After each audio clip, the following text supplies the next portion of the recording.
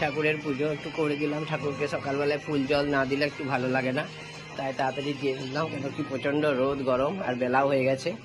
আর প্রচণ্ড গরমের জন্য আমি এই সানস্ক্রিন লোশনটা একটু লাগিয়ে নিলাম, কেন এটা খুব ভালোই কাজ করছে। আমার মেয়ে আমাকে পাঠিয়েছিল, তাই একটু লাগিয়ে নিলাম। এবার একটুখানি চা খাবো, চা বিস্কুট খেয়ে দেখুন আমি এখন নিমকি বেলতে বসবো। কেন কি বেশ কিছু নিমকির অর্ডার আছে, নিমকির ময়দা মেখে রাখা হয়েছে।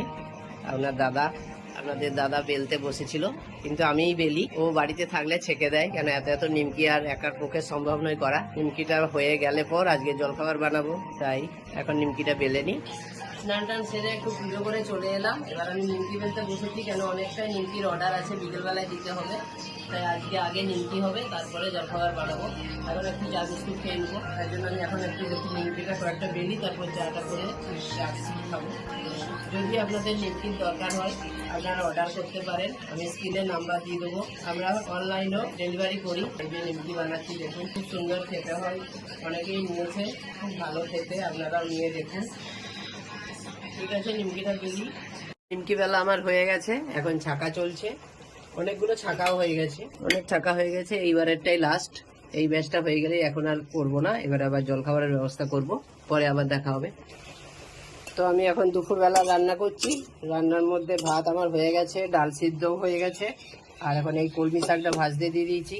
কলমি শাকটা ভাজা হয়ে গেলে আজকে আমি বানাবো কারি, দই দিয়ে যে কারি বানাই সেটাই আজকে বানাবো। বাড়িতে কেমন সেরকম কোনো সবজি করার মতো দেখতে পেলাম না, তাই ভাবলাম যে কারিটাই করে দিই। কারিটা দিয়ে এই গরমে খুব ভালো ভাত খাওয়া যায়, তার জন্য আমার দরকার এই যে দই নিয়ে নিয়েছি।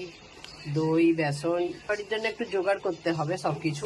তো আমি এখন আগে জোগাড়টা করে নিই, তারপর আমি কারিটা করব, তারপর ভিডিওটা আপনাদের সাথে শেয়ার করব।